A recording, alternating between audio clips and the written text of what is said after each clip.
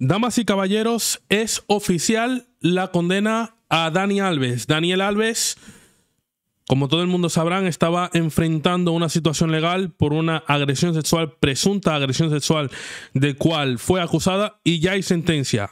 4 años y 6 meses de prisión. Recordemos, llevaba 1 año y 3 meses, si no me equivoco, ya en prisión y ha sido condenado. Voy a explicar lo de la condena y voy a dar mi opinión sobre este caso. Vamos allá.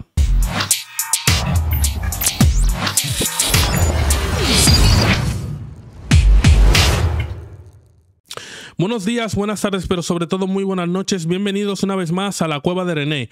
Jueves 22 de febrero, hace pocas horas, se hizo oficial la condena para Daniel Alves, exjugador de Sevilla, Fútbol Club Barcelona, Paris Saint-Germain, Juventus, entre otros clubes. Y la condena ha sido de 4 años y 6 meses. En este vídeo yo no voy a juzgar, porque yo no soy juez, no voy a decir si Dani Alves es inocente o culpable. Simplemente leeré la noticia y daré mi opinión en cuanto a la sentencia y en cuanto a la situación. Repito, no voy a juzgar a Dani Alves, no voy a juzgar a la víctima, eso a mí no me corresponde. Simplemente te voy a informar y daré mi opinión en cuanto a la situación, cómo se produce o cómo la narran, hasta lo que sabemos, porque hay algo que no sabemos, que es lo que sucedió en el servicio. Al fin y al cabo, ellos dos eran los que estaban dentro. Y sobre la sentencia misma. Voy a empezar leyendo un artículo que recoge El País, que empieza así. La audiencia de Barcelona ha condenado a Dani Alves 4 años y medio de prisión como responsable de la agresión sexual a una joven de 23 años en los lavabos de un reservado de la discoteca Saturn, en Barcelona. Los magistrados de la sección 21 dan credibilidad al relato de la víctima sobre los hechos y consideran probado que el exjugador de FC Barcelona la penetró vaginalmente sin su consentimiento y con uso de la violencia. La víctima de la violación ha recibido la noticia de la sentencia condenatoria, que no es firme y puede ser recurrida en el despacho de su abogada, Esther García. El tribunal ha acordado además mantener a Alves en situación provisional, donde permanece desde el 20 de enero de 2023. La Fiscalía pedía inicialmente 9 años de cárcel, que la acusación particular en nombre de la víctima elevaba a 12. El tribunal, sin embargo, ha apreciado una circunstancia atenuante que ha servido a Alves para ver rebajada la pena de prisión, reparación del daño, ya que abonó los 150.000 euros de indemnización que solicitaba la acusación. Los magistrados han descartado, en cambio, la atenuante de embriaguez, puesto que no quedó acreditado que el consumo de alcohol afectara sus capacidades. Además de los 4 años y medio, de los que ya ha cumplido 1 año y 1 mes de prisión preventiva, la sentencia le impone una pena de libertad vigilada de 5 años, que se aplicará una vez cumplida la pena de prisión. También le prohíbe acercarse a menos de 1 kilómetro del domicilio o el lugar de trabajo de la víctima y le condena al pago de esos 150.000 euros ya abonado por los daños morales y las lesiones causadas a la joven. El tribunal considera aprobado el relato de la víctima sobre lo ocurrido en los lavabos del reservado de la sala Saturn. Alves, entre comillas, cogió bruscamente a la denunciante, la tiró al suelo y, evitando que pudiera moverse, la penetró vaginalmente, pese a que la denunciante decía que no, que se quería ir. Los magistrados entienden que con ello se cumple el tipo de ausencia de consentimiento con uso de la violencia y acceso carnal. La joven no presentaba lesiones vaginales, solo un hematoma en las rodillas, pero la sentencia recuerda que para la existencia de agresión sexual no es preciso que se produzcan lesiones físicas, ni que conste una heroica oposición de la víctima a mantener relaciones sexuales. Consentimiento antes e incluso durante el sexo.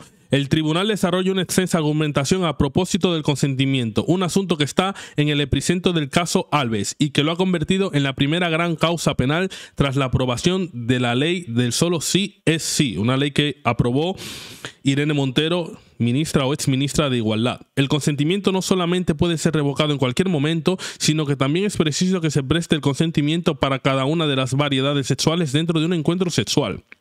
No consta, agrega la sentencia, que la víctima prestase su consentimiento para esa práctica. Más aún, considera probado que Alves sometió la voluntad de la víctima con uso de la violencia.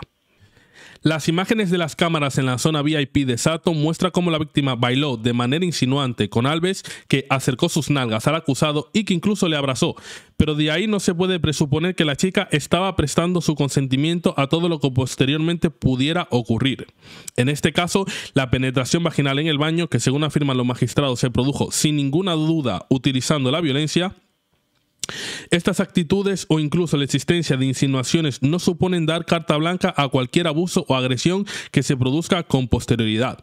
El consentimiento de las relaciones sexuales, añade, debe prestarse siempre antes e incluso durante la práctica del sexo, de manera que permita a cualquier persona tener sexo hasta cierto punto y no mostrarse dispuesta a seguir adelante o llevar a cabo determinadas prácticas.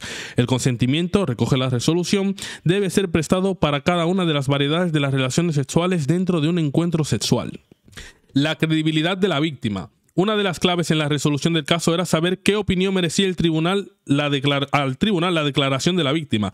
A falta de otras pruebas determinantes, su relato era la piedra angular sobre la que se iba a sentar la resolución, fuera cual fuera su sentido. Así ocurre en la mayoría de delitos contra la libertad sexual, admiten los magistrados, y más cuando la pieza fundamental es la existencia del consentimiento. Los jueces de la sección 21 recuerdan que no existe una presunción de veracidad de la víctima ni su declaración prevalece sobre las manifestaciones del acusado, que goza del derecho a la presunción de inocencia, y señala que la reciente reforma legislativa, la ley del solo sí es sí, no ha modificado los criterios para la valoración de la prueba, ni tampoco han invertido la carga de la prueba. Son las acusaciones las que deben acreditar, más allá de toda duda razonable, que se ha cometido un delito. La defensa de Alves basó su estrategia en tratar de desacreditar a la víctima. Argumentó que su narración de los hechos sobre lo que pasó en la zona VIP momentos antes de la agresión no se correspondía en absoluto con lo que mostraban las cámaras de vigilancia de Sutton. La abogada, Inés Guardiola, insistió en que hubo una atracción sexual mutua entre ambos y que ya en el baño la joven no retiró su consentimiento. En ningún momento me dijo que parara, estábamos los dos disfrutando y nada más, declaró el futbolista brasileño durante el juicio. El tribunal admite que algunas manifestaciones de la denunciante, las que tienen que ver con lo ocurrido en la zona VIP, no se compadecen con las pruebas practicadas, pero considera que en lo nuclear de su declaración, lo ocurrido en el baño, la narración de la víctima ha sido coherente y especialmente persistente durante toda la fase de instrucción. Todo lo contrario que Alves, que en su primera comparecencia ante la jueza el 20 de enero de 2023, la que le condujo a prisión provisional, dio hasta 3 versiones distintas de lo ocurrido. La sentencia subraya que, en su comparecencia en el juicio oral, que se celebró a puerta cerrada para proteger su identidad y se grabó con la imagen y la voz distorsionada, no se apreció ninguna contradicción vehemente. A favor de la credibilidad de la víctima, añade la sentencia, se suma el hecho de que no se ha probado ningún móvil espurio, ni conocía al señor Alves, ni consta que tuviera ninguna animadversión hacia él, ni tampoco se ha constado alguna rencilla, envidia, celos u otro motivo que le llevaran a denunciar unos hechos que le han provocado más problemas que ventajas. Además de estrés postraumático severo, ha sufrido otras consecuencias desagradables. Por ejemplo, que se haya conocido su identidad y su imagen toda vez que el entorno del jugador, incluida la madre de Dani Alves, difundieron un vídeo suyo pocas semanas antes del juicio. La sentencia recuerda que, desde el primer momento y tal como declararon diversos testigos en el juicio, incluidos empleados de Sutton, la víctima presentaba temor a denunciar por miedo a que su identidad fuera revelada, como así ha ocurrido. Los indicios periféricos. La declaración de la víctima no es el único elemento de prueba que permite la condena de Alves, sino que hay otras pruebas que corroboran su relato. Se trata de corroboraciones periféricas que, aunque no son definitivas por sí solas, sumadas sí que permiten concluir en que la relación sexual no fue consentida. Las lesiones de la víctima en ambas rodillas, que fueron producto de la violencia usada por Alves para agachar a la denunciante y colocarla en el suelo. El comportamiento de la víctima inmediatamente después del suceso y la existencia de secuelas psicológicas. La resolución ha llegado apenas 2 semanas después de la última sesión del juicio, que se celebró entre el 5 y el 7 de febrero, aunque en los casos con presos preventivos como Alves, las sentencias suelen dictarse con rapidez. Se trata de un plazo muy breve, pero no inusual para la sección 21. Durante la última apertura del año judicial en Cataluña, sus magistrados fueron condecorados por haber reducido el enorme retraso en las causas que acumulaba esa sección. La vista oral se celebró en medio de una gran expectación y solo pudo seguirse a medias por las restricciones que impuso el tribunal para proteger a la víctima. No pudieron verse, por ejemplo, las imágenes de la cámara de seguridad de Sutton de la zona de reservado, que según Alves no se corresponde con lo relatado por la víctima. El jugador defendió su inocencia y trató de laminar la credibilidad de la joven, pese a que la suya andaba ya en unos niveles muy escasos. Bueno, pues el artículo habla muy claro de la estrategia que utilizó Dani Alves y de cómo se desarrollaron los acontecimientos de lo que se tiene en conocimiento. A ver, mi opinión sobre la situación es clara, ¿ok? La situación se sucede que Dani Alves estaba con unos amigos bailando en el reservado de Sutton. Él llama a la chica que está con un grupo de amigas o con una amiga y una prima para que se unan. Ellas se unen, se ve que se lo están pasando bien, está bailando bien. De hecho, inclusive las cámaras confirman de que hay cierta atracción mutua. Y Dani Alves le dice a ella de ir al servicio. Dani Alves va primero al servicio y después va ella hacia el servicio. Lo que sucede en ese servicio no lo sabemos porque no hay cámaras, no hay pruebas ni nada, aunque la sentencia da credibilidad a la versión de la víctima. Con respecto a este tema, yo considero que independientemente de que la chica pudiera pensar que eso iba a suceder, el hecho de que una persona, aunque vaya al servicio o vaya a la casa de alguien o incluso en la habitación, se estén besando, si esa persona dice no, el otro tiene que parar. En cualquier caso, esa es mi opinión.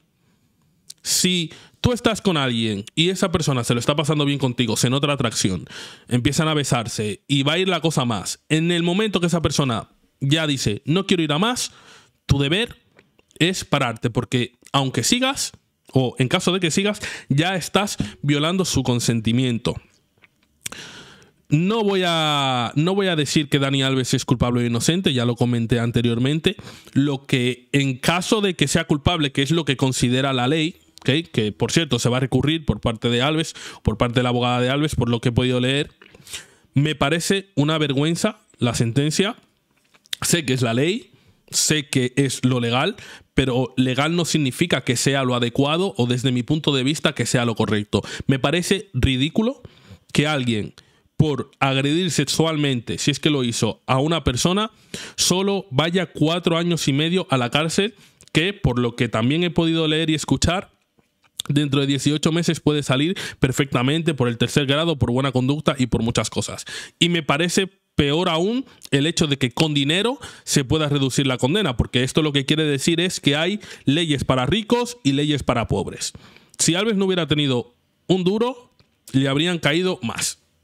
También hay que tener en cuenta el cambio que produjo la señora Montero con lo del sí es sí, que antes lo mínimo eran 6 años y ahora pues son 4 años y pico. Que es una cosa que tampoco entiendo, porque supuestamente ya lo hacía para beneficiar el derecho de las mujeres, pero esto lo que hace es reducir la condena y darle la posibilidad de que salga incluso antes de esos 4 años. Yo soy de los que piensa que si una persona viola, agrede sexualmente a alguien, no debe de salir de la cárcel. En caso de que lo haya hecho y se pruebe, que en este caso pues no está demostrado claramente, pero la sentencia es por ese lado. Si la sentencia es por ese lado, esa persona no debe de salir de la cárcel, con lo cual esta ley me parece absurda, ridícula y no la entiendo. No la entiendo porque supuestamente en este país que muchos y muchas alzan la bandera del feminismo y todo esto, personas que tienen la posibilidad, como tuvo la señora de Montero, de cambiar esta situación, la ha cambiado para, desde mi punto de vista, un beneficio del agresor y un perjuicio de, en este caso, la presunta víctima. Con lo cual, veremos cómo transcurre este proceso, porque como ya he informado antes, van a recurrirlo, pero eso me parece indignante, me parece una vergüenza, me da igual que se llame Alves, que se llame Contreras, que se llame Rodríguez, Ramírez, como sea, me da absolutamente igual. Si estás acusado de eso, es que debes de pagar con la pena máxima y desde mi punto de vista debe de ser cadena perpetua. Yo incluso iría más allá. No voy a dar detalles de lo que yo haría, pero yo incluso iría a la castración. Porque me parece, repito, una de las peores cosas que se le puede hacer a una persona. El privarla de su consentimiento para abusar sexualmente de ella. Con esto no quiero decir, vuelvo y digo, para que la gente no malinterprete, que Alves es culpable y que es inocente, que la víctima está diciendo la verdad o está mintiendo. Hay casos de denuncias de agresión sexual falsas. Las hay. ¿Ok? Y hay futbolistas que la han sufrido anteriormente, hay personas que la han sufrido anteriormente, de hecho, no a mí, ni tampoco amigos, pero aquí donde yo vivo, cerca de donde estoy residiendo ahora, hubo un caso de 2 jóvenes que mantuvieron relaciones sexuales con una chica. La chica, porque se ve que los jóvenes la rechazaron, denunció. Estos jóvenes estuvieron 2 años en la cárcel hasta que se demostró a través de unas conversaciones que fue consentido, que ella sí consintió las relaciones. Entonces, me parece que la ley está manga por hombro en este aspecto y que es una porquería. Déjame saber tu opinión sobre este caso, si te parece bien la sentencia y qué opinas de todo esto. Nos vemos.